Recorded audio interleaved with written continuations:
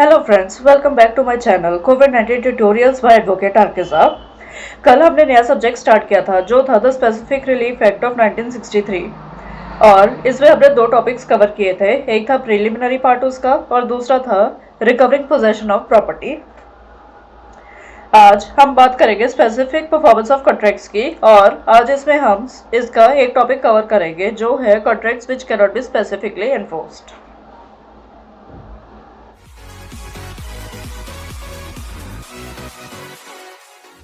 तो आइए शुरू करते हैं। Section 9 defences respecting suits for relief based on contract. अब इसमें क्या है कि अगर एक पर्सन है वो कोई रिलीफ क्लेम करना चाहता है किस बेसिस पे, किसी कॉन्ट्रैक्ट के ब्रीच पे,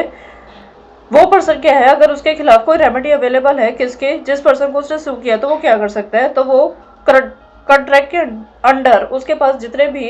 रिलीफ्स अवेलेबल है वो उन रिलीफ्स के बेसिस पे उस पर्सन को वो स्यू कर सकता है। सेक्शन 10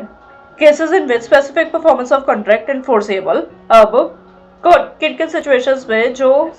स्पेसिफिक परफॉर्मेंस है कॉन्ट्रैक्ट की वो एनफोर्सेबल होती है। पहली, जहां पे कि जो कोई स्टैंडर्ड मीन्स अवेलेबल नहीं है क्या चीज ये डिटरमिन करने के लिए कि एक जो पार्टी है उसको कितना लॉस हुआ है। सेकेंडली, जहां पे कि जो एक्ट है वो एग्री किया गया था किसके द्वारा, इस तरीके से एग्रीमेंट हुआ था कि जो कंपनसेशन होगी मनी की वो क्या होगी, वो अगर नॉन फुलफिलमेंट होती है तो वो मनी कंपनसेशन जो है वो इतनी काफ़ी नहीं होगी लॉस की भरपाई करने के लिए। अब इसका एक्सप्लेनेशन क्या कहता है, वो ये कहता है कि अनलेस एंड अनटिल कुछ कंट्रेरी इंटेंशन प्रूव होती है तो कोर्ट क्या करेगी। अब कोर्ट जो है वो उसके पास डिस्क्रिप्शन है कि वो फॉलोइंग 3 चीज़ें जो है वो अवॉर्ड कर सकती है। कौन सी? सबसे पहले, जहाँ पे कि जो ब्रीच है कॉन्ट्रैक्ट का किसका, इमूवेबल प्रॉपर्टी को ट्रांसफर करने का, उसको क्या है वो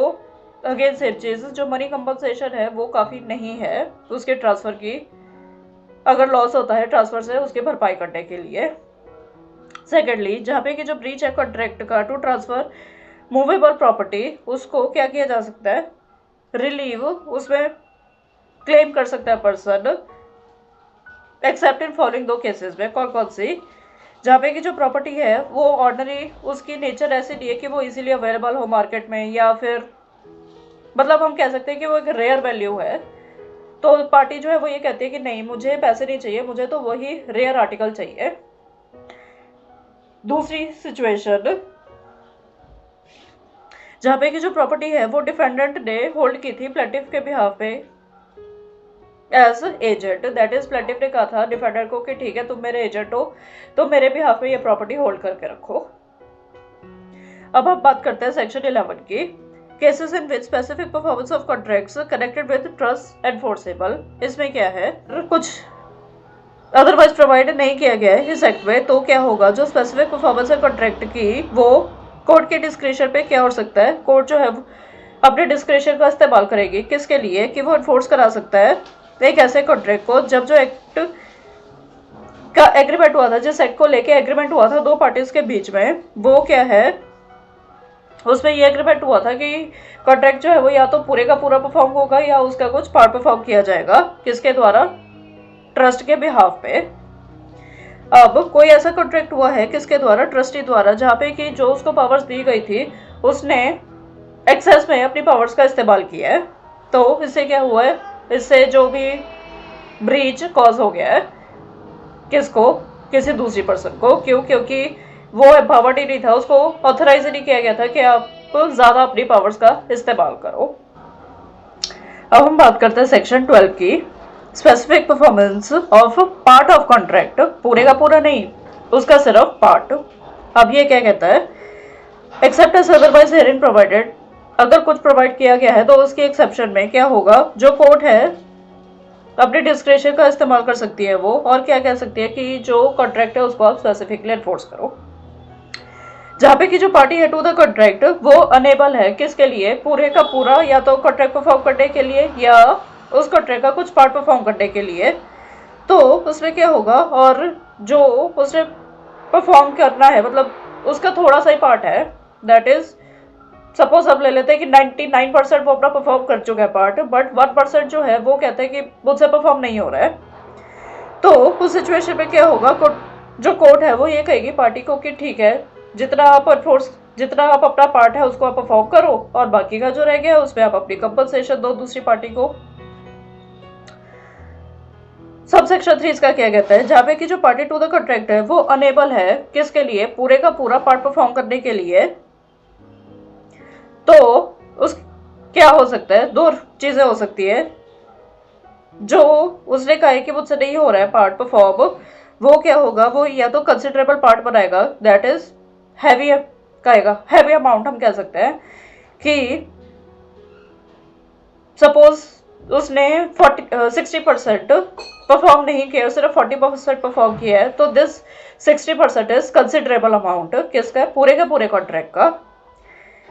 और उसको क्या कहा जाएगा, जो दूसरी पार्टी है वो कहती है कि ठीक है मुझे आप कंपनसेशन दे दो बाकी के पार्ट की, या जो दूसरी पार्टी है जिसको कि लॉस हुआ है वो रिफ्यूज कर देती है कि नहीं मुझे कंपनसेशन तो नहीं चाहिए। तो इस सिचुएशन में क्या होगा, जो कोई भी पार्टी जो होगी वो फिर एंटाइटल नहीं होगी किसके लिए, डिग्री ऑफ स्पेसिफिक परफॉर्मेंस के लिए, बट जो कोर्ट है वो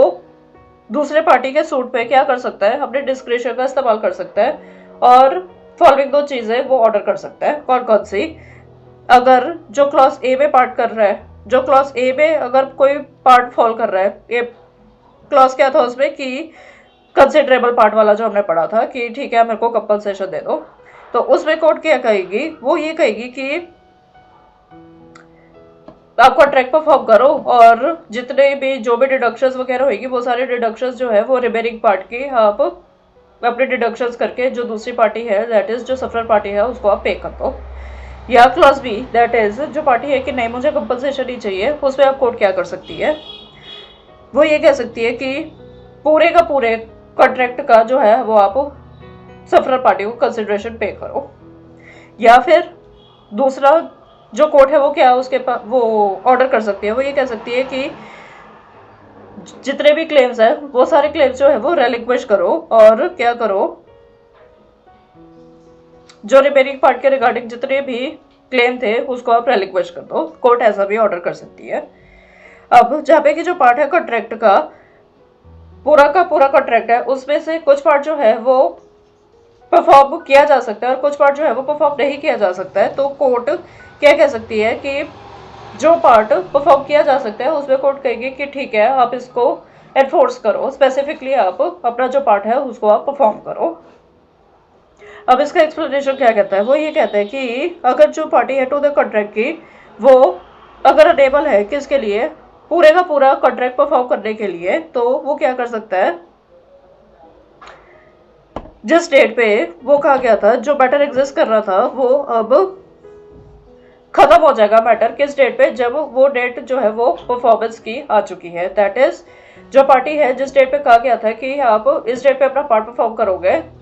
तो डेट ऑफ परफॉर्मेंस जो है इसमें वो देखी जाएगी। अब हम बात करते हैं सेक्शन 13 की, राइट्स ऑफ परचेजर और lessee against person with no title और इम्परफेक्ट टाइटल। अब इसमें क्या है कि अगर एक पर्सन है उसने कॉन्ट्रैक्ट किया है किस चीज का, सेल का, किसके साथ, किसी ऐसे पर्सन के साथ जिसके पास उसको कोई आइडिया नहीं है कि जिसके साथ वो कॉन्ट्रैक्ट कर रहा है, उसका जिस प्रॉपर्टी के रिगार्डिंग वो कॉन्ट्रैक्ट कर रहा है उस प्रॉपर्टी को लेके उसका कोई परफेक्ट टाइटल नहीं है, तो अब जो बायर है अब उसके पास क्या रेमेडीज अवेलेबल होंगी। पहली, जहाँ पे कि जो वेंडर या लेजर है उसने कॉन्ट्रैक्ट के सब्सिक्वेंटली कोई इंटरेस्ट एक्वायर कर लिया उस प्रॉपर्टी पे, तो वो बाउंड है कि वो जो परचेजर है उसको जो भी उसको डैमेजेस वगैरह हुए हैं उसको वो कॉम्पनसेट करे, प्लस जो भी उसका इंटरेस्ट वगैरह आया है उस इंटरेस्ट को वो वापस करे बायर को। जहाँ पे कि दूसरे पार्टीज की या पर्सन्स की कंकरेंस से ये एग्रीमेंट होता है, ये कॉन्ट्रैक्ट होता है पार्टीज के बीच में कि जो टाइटल है उसको लेके हम आपस में ठीक है कोई भी कंकरेंट एग्रीमेंट कर लेते हैं, तो क्या होगा, जो परचेजर या लेजी है वो कंपेल करेगा किसको, उस पर्सन को कि वो अपने आगे कंकरेंस देके जाए।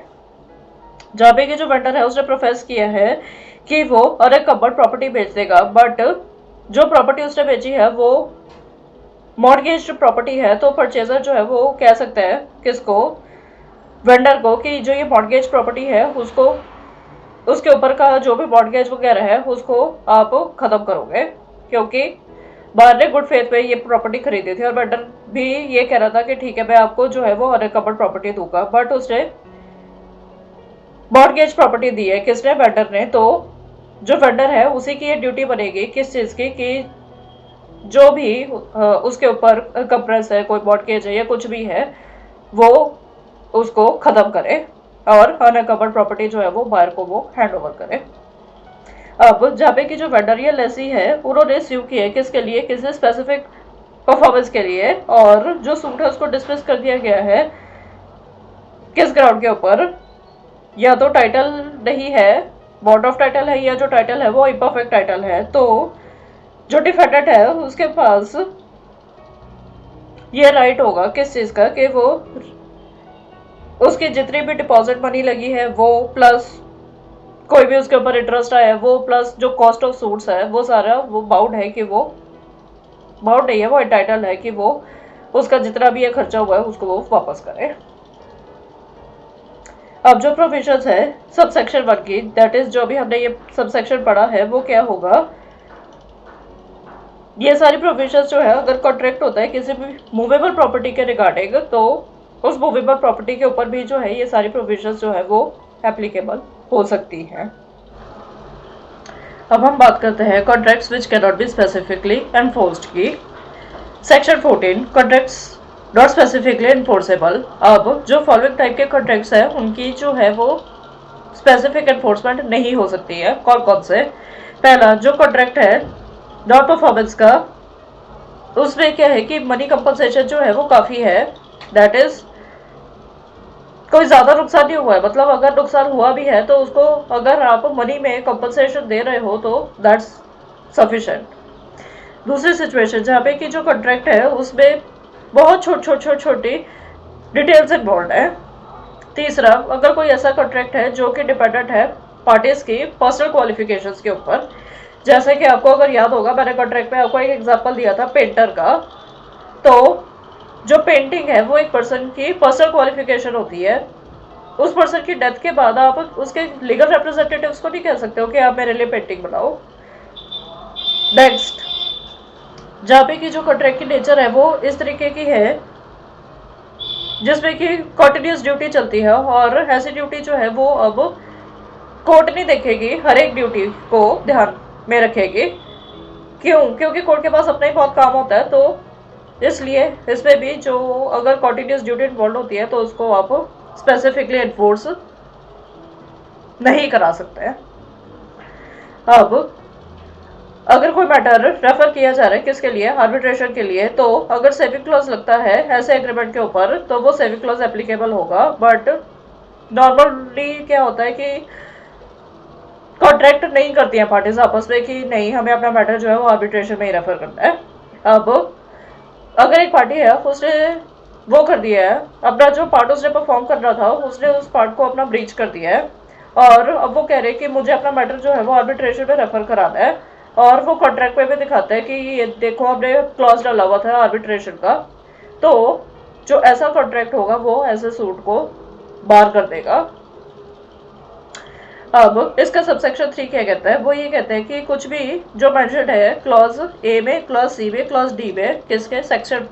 1 के जो भी हमने पढ़े हैं कि कौन कौन से सिचुएशंस में कॉन्ट्रैक्ट एनफोर्सेबल नहीं होता है स्पेसिफिकली, तो उसके सेक्शन 1 के ये तीनों क्लॉज में क्या होगा, कोर्ट जो है वो स्पेसिफिक परफॉर्मेंस का ऑर्डर पास कर सकती है। कब? जहाँ पे कि जो कॉन्ट्रैक्ट है वो है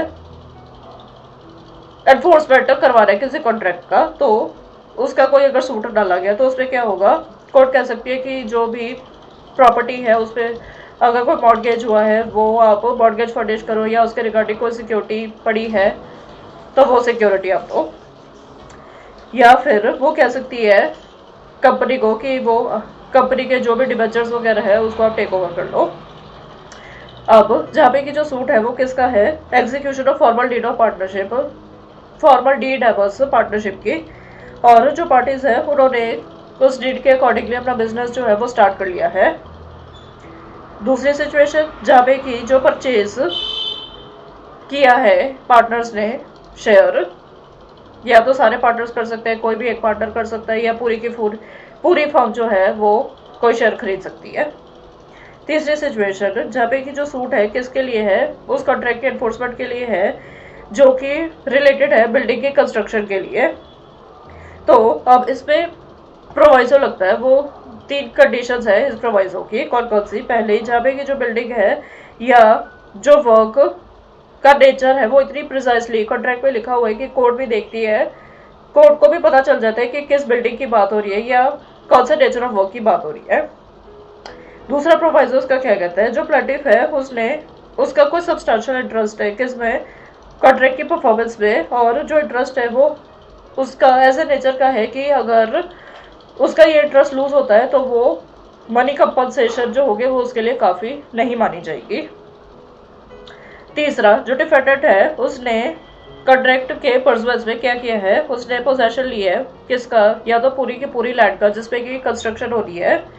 या फिर उस लैंड के किसी भी पार्ट का।